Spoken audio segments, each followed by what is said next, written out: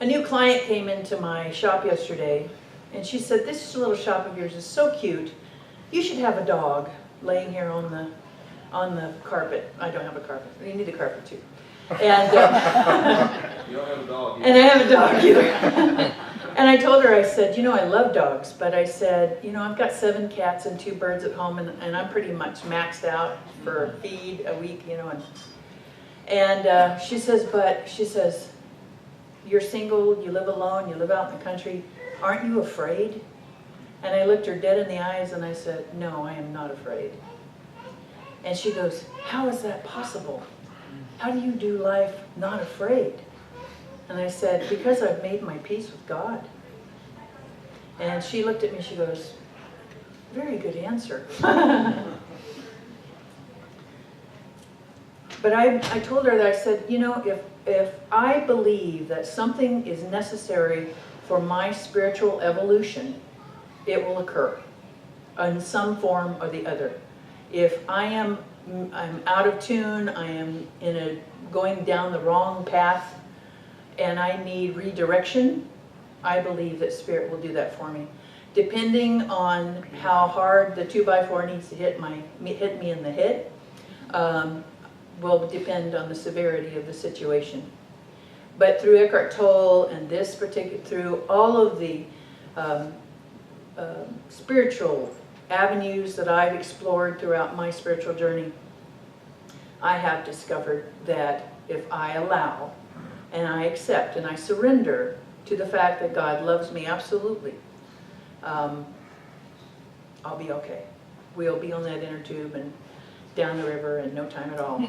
It reminds me of, we also did that when I was a kid. There's a river in Florida called the Icknatucknee that's outside of Silver Springs, Florida, Weeki Wachee, if you've ever heard of that. The springs down there are so very, Joe, yes, of course.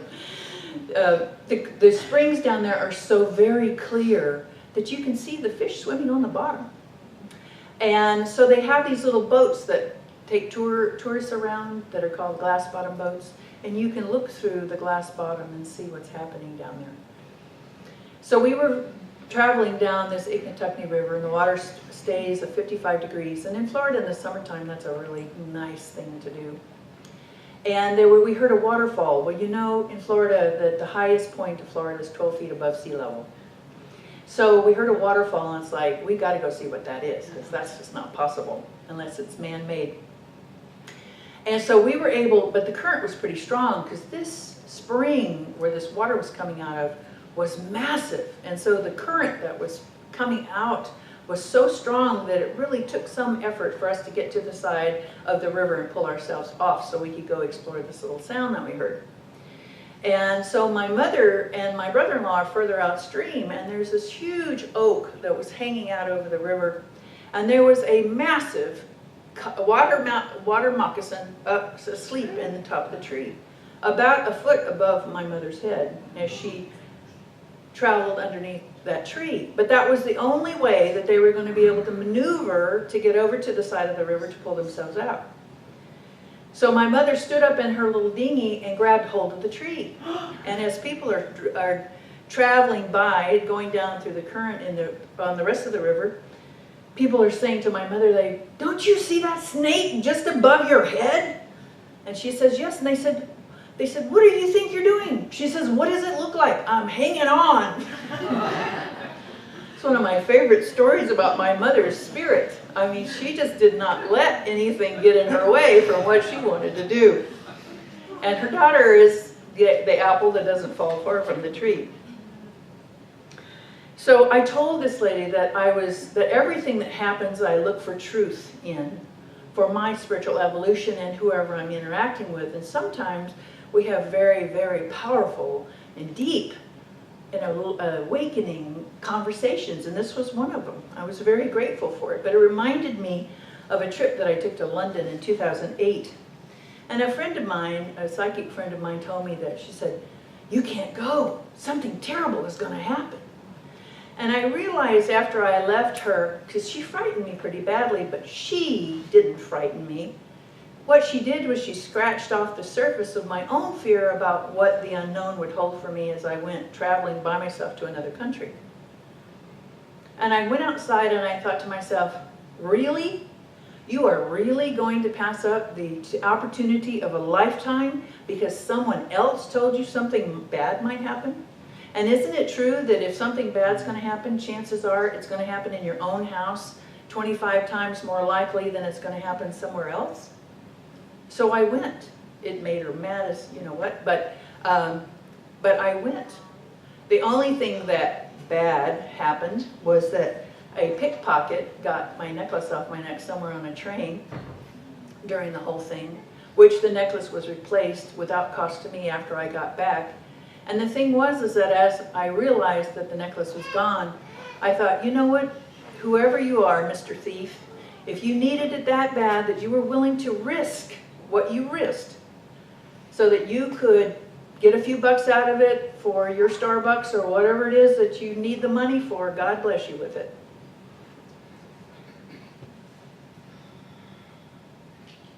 So if I need it, it will happen, no matter where I'm at. Hold on a second. For preparing for this talk, I reread the Self-Reliance essay by Waldo Emerson, who our wonderful college is named after. And what a mind! If you haven't read that essay, I really, really recommend that you do. But he brought a little color to my cheeks yesterday morning because what he said was, he said, I would rather go into a church while it's empty and silent than go and listen to a minister who has to quote the sages and the saints without really being authentic of his own thoughts and ideas about it, rather than letting God channel through him. And I thought, I wonder what he would think if he were sitting in the audience today, that I'm going to quote him a couple of times.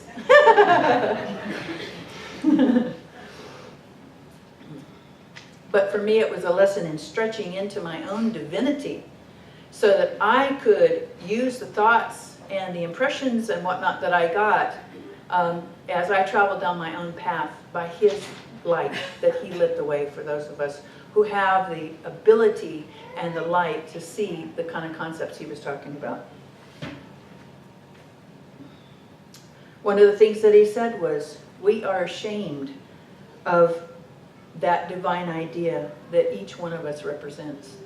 And Marianne Williamson said once upon a time that we are not afraid of our dark, but we are afraid of our light. And we know a few spiritual teachers in our past who have paid very high costs with their lives for the light that they wanted to share. So some of us get a little nervous when we come up here and tell you what it is our experience of God is. Hopefully we won't get tarred and feathered on the way out. But I believe that we're very quick to give our power away, that we're not steadfast in our reliance on God, and that we're victims of our own egos. And it's in the painting that I looked at every Sunday when I was a little girl of Daniel in the lion's den. I would see him sitting there with the light, like Sandy described, coming down on him, and it was a painting, so I don't know whether he moved around and looked at the lions or not, but in that painting he kept his vision steadfast on that light, with those 6 huge male lions sitting around him. And I thought, you know, that's really very much a part of how I live my life.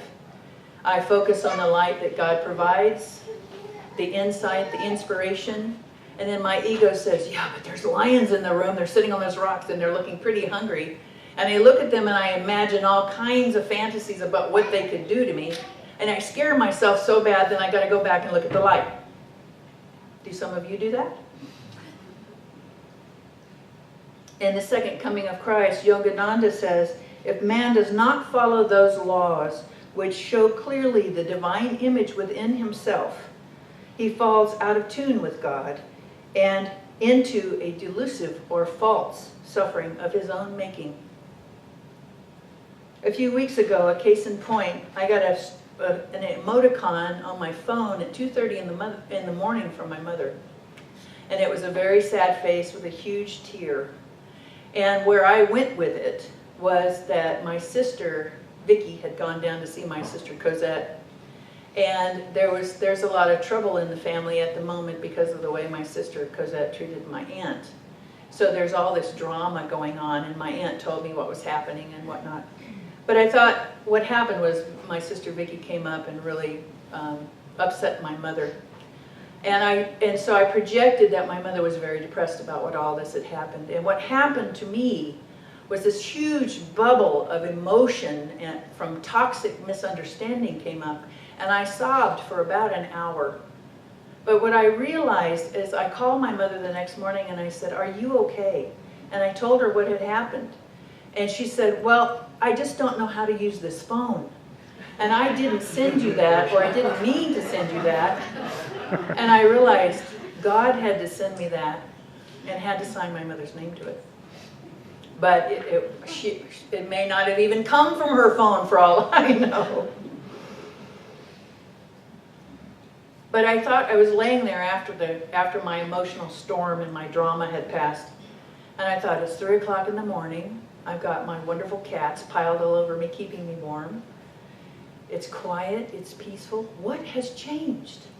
What has changed? I'm exhausted from that last hour of emotional hoo-ha that I just went through. What's changed? Nothing. Nothing at all, except that I'm awake. And I was at peace and went right back to sleep. And was grateful for the release.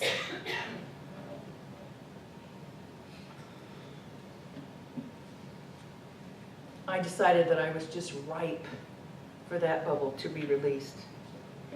So are you open to new ideas, or are you fixed? And some of you may actually be crystallized. Do you understand what that means? That some of us have such firm beliefs in the way things we think are the way that they are, that sometimes we need that proverbial spiritual 2x4 to come in and break things up so that we're alerted to the fact that maybe things aren't the way we think they are. And that sometimes is because we're so cemented in what we think that when something, a breath of fresh air comes into a very stagnant room, we call it a miracle. But it's not really, is it? It's just an awakening, it's an alert, it's an epiphany that says, oh my gosh, I've been going down to the left and the GPS says I should be going right.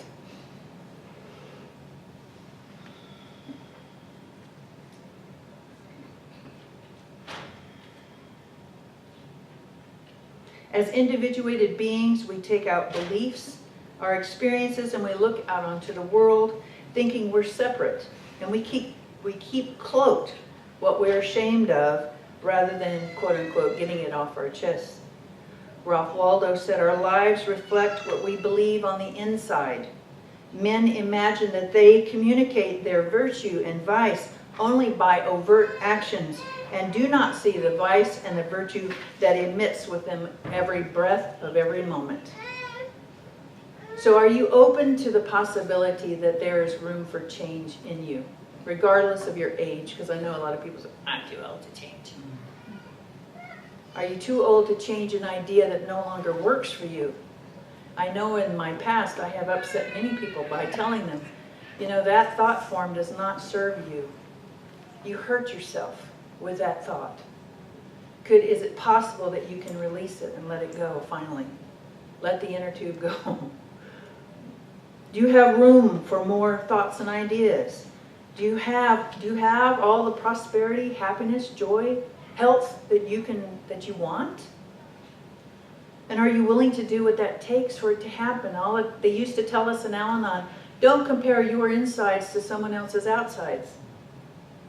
And that's very profound if you think about it. With someone else, I have a client who has a great deal of money, and I would not trade 1 minute of her life for mine, because I am very rich in peace. I am rich in the communications that I have with my higher self, with